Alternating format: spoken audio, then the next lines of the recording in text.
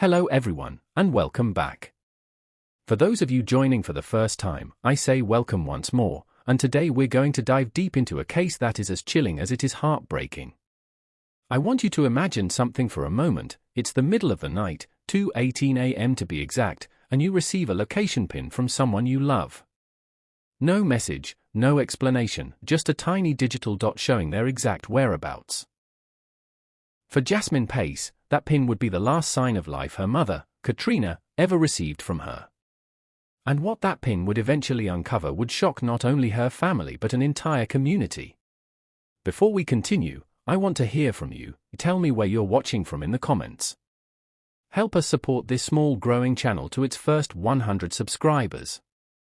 And answer honestly, if someone you loved sent you a location pin at 2 a.m., what would you think? Would you feel comforted? Or alarmed? Because today, we're exploring the murder of Jasmine Pace, a story that begins with that single, mysterious pin, and unfolds into one of the most disturbing cases of trust, obsession, and deception I've ever seen. This is a story of love, betrayal, and tragedy, and I promise you, it's one you'll want to follow closely until the very end. At exactly 2:18 a.m. on November 23, 2022, Jasmine Pace sent a location pin to her mother.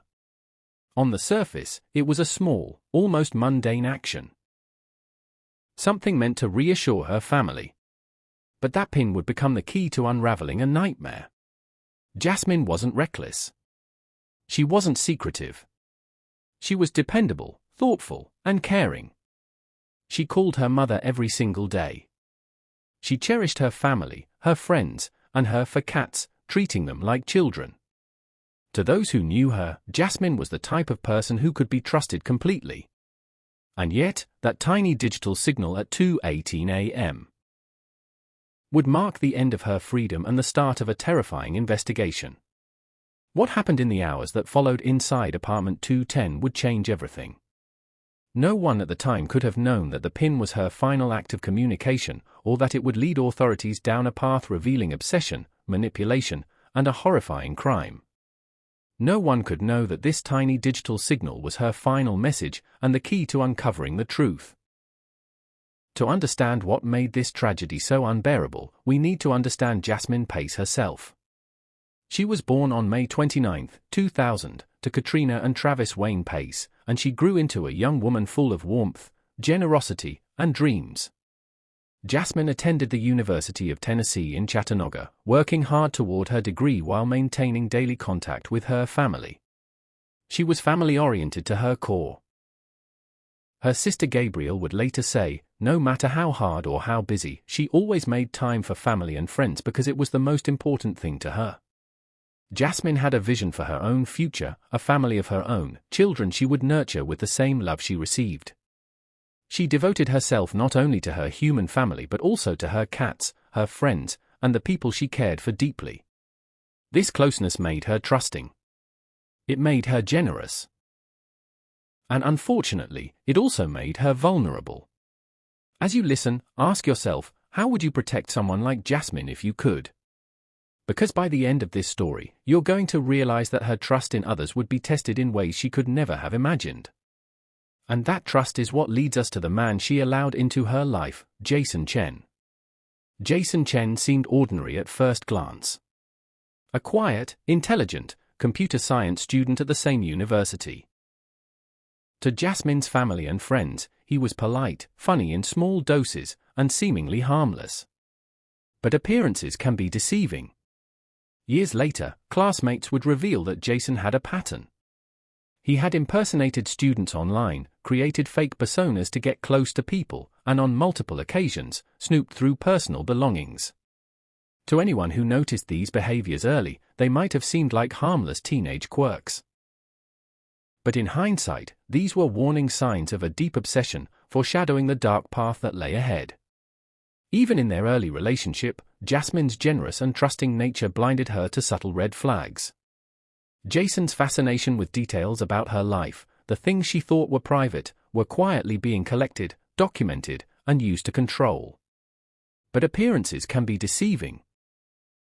As we move forward, you'll see how Jason's calm, calculated nature after Jasmine's murder shocked everyone, even the authorities. Before Jasmine ever met Jason, patterns of behavior existed that might have warned those around him. Former classmates, neighbors, and friends would later recall his disturbing tendencies, the obsession with people's lives, fake online personas, and manipulation tactics. Addie Raymer, a former classmate, said, "It just basically felt like he was trying to delve more into my life."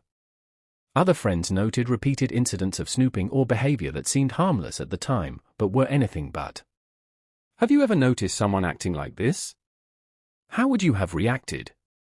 Comment below, I want to hear your thoughts. These patterns were only dangerous when combined with Jasmine's trusting nature. The very traits that made her kind, generous, and dependable also made her the perfect target for someone who was quietly obsessed. These patterns would only matter when Jasmine trusted him completely. And that trust would soon be tested in ways she could never anticipate. November 22, 2022, should have been an ordinary day for Jasmine Pace. But the weight of grief hung heavily over her. That morning, she learned that her great-grandmother, a beloved matriarch in the family, had passed away. The loss was sudden, and the sorrow was deep. Jasmine, like anyone who had just lost someone dear, sought comfort where she thought it would be safe. That evening, she spoke with Jason Chen for over an hour, 1 hour and 11 minutes, to be exact. The call, filled with conversation and perhaps a touch of solace, ended, and Jasmine made her way to his apartment on Tmont Street, a quiet street in Chattanooga's North Shore. At 11:42 p.m., she arrived at apartment 210, unknowingly stepping into a night that would change everything. It was meant to be a night of comfort, a moment of emotional support. But what awaited her inside that apartment was anything but. As she crossed the threshold, no one outside could know what was about to unfold. And as the night stretched into the early morning hours, Chattanooga would unknowingly be on the cusp of a tragedy that would haunt the city for years. And what happened inside would forever change Chattanooga. Inside apartment 210, the evening took a dark turn. According to later defense claims, an argument erupted after Jasmine saw a Tinder notification on Jason's phone. Whether this was the trigger or just a small spark in a much larger fire is still debated. But what followed escalated quickly. Around 2 a.m., a neighbor downstairs, Courtney Pagino Brewer, was jolted awake by a scream. Footsteps ran toward the front door, followed by crying. Then, silence. Believing the situation had calmed down, she went back to sleep. That split-second decision would later haunt her forever. Inside the apartment, Jasmine was facing someone she had trusted completely. Words escalated to actions. There was fear, confusion, and chaos. But not a random act of violence. Something else was at play: control, obsession, and an unpredictable danger lurking behind a familiar face. The night's events were horrific, but as chilling as the attack itself, the real shock came after. But the most chilling part wasn't what happened inside, it was what came next. What happened after Jasmine's death revealed the depth of Jason's calculation. Unlike what many might expect, there was no panic, no guilt-ridden behavior. Instead, he moved with cold efficiency. Cell phone records showed him messaging women on Tinder less than 10 hours after the murder. One message even read casually, "So, I guess we're dating now." While Jasmine's life had just ended in his apartment, he was already planning his next romantic encounter.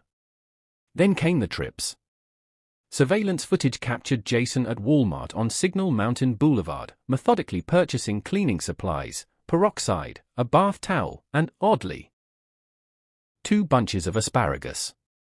Back at the apartment, he wore a mask and wrapped fabric around his hand, attempting to hide his identity and any injuries from the attack.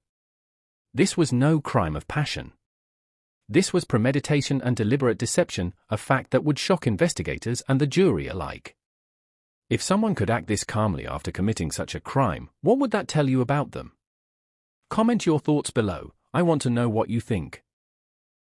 While Jason worked to erase evidence, there was one person starting to see through the lies: Jasmine's mother.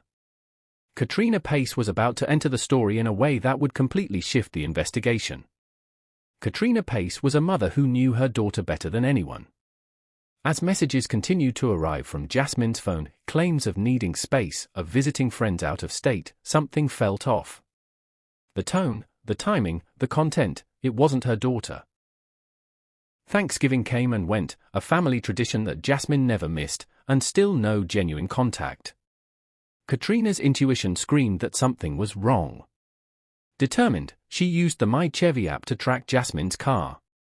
When she found it near the Signal View condominiums, her heart sank. The driver's seat had been adjusted for someone taller than her 5 feet 2 inches daughter.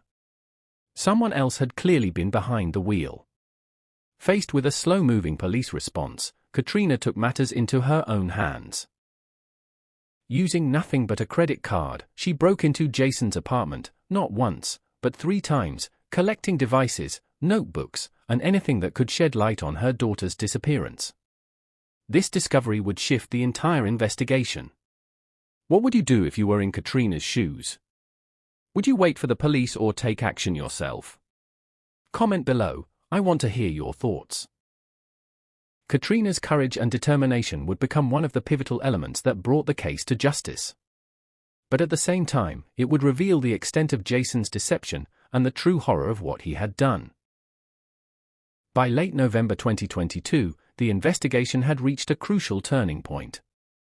Police obtained a search warrant for apartment 210, and what they found painted a horrifying picture. The apartment reeked faintly of cleaning products, an eerie attempt to mask the violence that had occurred. Blood traces were everywhere, on the floor, the carpet, even under furniture. Investigators noticed clear signs that Jasmine had tried to escape. Each clue told a story of struggle, desperation, and ultimately, betrayal by someone she had trusted completely. It was here that Katrina's discoveries and the digital evidence began to converge. Location data from Jasmine's phone pointed detectives to a place she had mentioned to Jason during their relationship, Suck Creek Road, on the banks of the Tennessee River. When police arrived, what they found was chilling. Jasmine's body had been carefully wrapped in 3 black trash bags and placed inside a suitcase. She had been handcuffed and shackled, her life violently cut short. The forensic evidence confirmed the brutality of the attack. Jasmine had been stabbed 60 times, most concentrated in one area of her body. It wasn't a fleeting act of anger, it was deliberate and prolonged. As investigators pieced together Jason's actions in the hours following the murder, it became clear just how calculated he had been. From the cleaning supplies to the Tinder messages, every step had been an effort to erase evidence, manipulate the narrative, and delay discovery. The pieces are finally coming together, but the story isn't over yet. Because justice, as slow as it sometimes seems, was still on the horizon. Jason Chen was arrested at his family home in Nolanville, Tennessee, days after Jasmine's body was found. Even then, he bore lacerations on his hands from the attack, a silent testimony to the violence he had inflicted. The trial, which began more than 2 years later, was a dramatic confrontation of truth versus deception.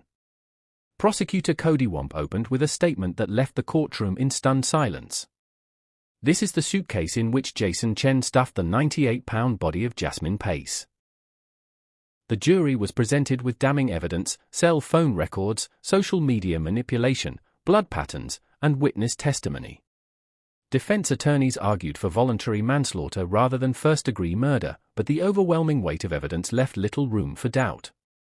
During sentencing, a symbolic gesture captured the horror of the crime. Jasmine's cousin, Jacqueline White, dropped 60 stones into a glass container, 1 for each stab wound. She turned to Jason and said, "How are you such a coward that you have to bind a 98-pound innocent female and give her no chance to fight back?" The jury deliberated for just 44 minutes before returning a guilty verdict on both counts, first-degree premeditated murder and abuse of a corpse. Jason Chen was sentenced to life in prison without the possibility of parole. He will never taste freedom again. As we close this story, I want to ask something of all of you. Let's take a moment to pray for Jasmine's soul and for her family, who endured unimaginable pain. If you are praying with me, type Amen in the comments. And before you leave, I want you to reflect, what part of this story affected you the most? The final location pin? The mother who refused to wait? The calculated post-murder actions? Comment below, I read every single one.